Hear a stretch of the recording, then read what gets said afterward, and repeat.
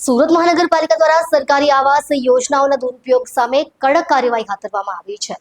તાજેતરમાં શરૂ કરાયેલી વિશેષ તપાસ ડ્રાઈવ દરમિયાન એસએમસીની ટીમે કુલ 4,459 સરકારી આવાસોની ઊંડાણપૂર્વકની ચકાસણી હાથ ધરી હતી. આ તપાસમાં ચોંકાવનારી હકીકત સામે આવી છે કે આમાંથી અનેક ફ્લેટ ભાડે આપવામાં આવ્યા હતા, જ્યારે કેટલાક આવાસો લાંબા સમયથી બંધ અને ઉપેક્ષિત હાલતમાં જોવા મળ્યા.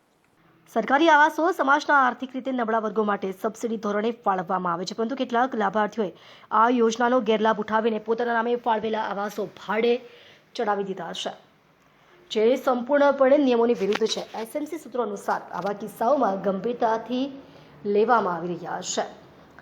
નગરપાલિકાએ સ્પષ્ટ ચેતવણી આપી છે કે સરકારી આવાસ ભાડે આપવાની પ્રવૃત્તિમાં સામેલ વ્યક્તિઓ સામે કાયદેસરની કાર્યવાહી કરવામાં આવશે. આ કાર્યવાહીમાં સીધી પોલીસ ફરિયાદ દાખલ કરવાથી માંડીને સંબંધિત આવાસ પરત લેવા સુધીના સખત પગલાઓનો સમાવેશ થાય છે.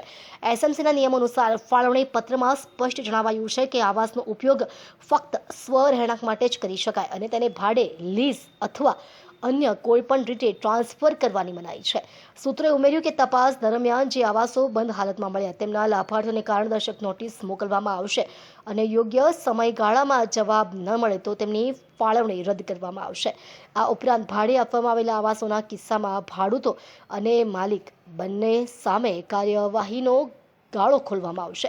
એસએમસી કમિશનરે જણાવ્યું કે સરકારી આવાસ યોજનાઓનો હેતુ જરૂરિયાતમંદોને ટૂંકા ગાળા માટે રહેણાંક સુવિધા પૂરી પાડવાનો છે, તેને વ્યાવસાયિક રીતે ભાડે આપીને આવકનો સ્ત્રોત બનાવવાનો નહીં. અમે આ ગેરરીતિઓને બરદાસ્ત નહીં કરીએ. નાગરિકોએ પણ પોતાના વિસ્તારમાં કોઈ સરકારી આવાસ ભાડે આપવાની કોઈ પ્રવૃત્તિ જોવા મળે તો એસએમસીને જાણ કરવા અપીલ કરવામાં આવી છે. આ ડ્રાઈવને આગામી દિવસોમાં વધુ વિસ્તારોમાં વિસ્તારવાની યોજના છે, જેથી તમામ ગેરકાયદેસર કબજેદારો અને ભાડે આપનારાઓ સામે કાર્યવાહી કરી શકાય. સુરત મહાનગરપાલિકા દ્વારા પ્રધાનમંત્રી આવાસ યોજના હેઠળ બનાવેલા સુમન આવાસમાં લોકો દ્વારા મને ફરિયાદ મળતા કે દરેક આવાસમાં લોકો જેને મકાન લાગેલા છે તે મકાન લોકો ભાડે આપીને આર્થિક લાભ લે છે. એના માટેની મને ફરિયાદ મળતા હું દરેક ઝોનના જે તે અધિકારી, લાગત અધિકારીને આ બાબતની જાણ કરતા તમામ ઝોનમાં દરેક આવાસોમાં ભાડુઆત રહે છે તે બાબતની સર્વેની કામગીરી હાથ ધરવામાં આવી છે.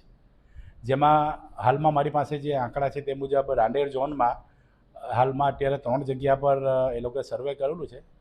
જેમાં સૌથી વધારે જે ફરિયાદ છે તે સુમન ચંદન જહાંગીરપુરા વિસ્તારમાં છે. તેમાં ગઈકાલે એ લોકોએ 1252 ફ્લેટ ચેક કરતા તેમાંથી લોકો તાળું મારીને બંધ હોય એવા 600 ફ્લેટ છે. ભાડુઆત 70 છે. બીજું આવાસ સુમન સ્નેહ છે, તેમાં 888 ફ્લેટ ચેક કરતા 396 મકાન બંધ હાલતમાં મળેલ છે અને ભાડુઆત 30 છે. તે રીતે સુમન મુદ્રામાં સર્વે દરમિયાન ફ્લેટ ચેક કરતા 1221, તેમાં બંધ હાલતમાં 429 છે અને 75 ભાડુઆત માલુમ પડેલ છે. બંધ મકાન પણ છે તેના પણ નંબર અને નોંધી અને તેને ફરીથી ચેક કરવાની સૂચના આપી છે અને ભાડુઆત તરીકે જે રહેતા હોય તેના પર સખતમાં સખત કાર્યવાહી કરવાની પણ સૂચના આપી છે.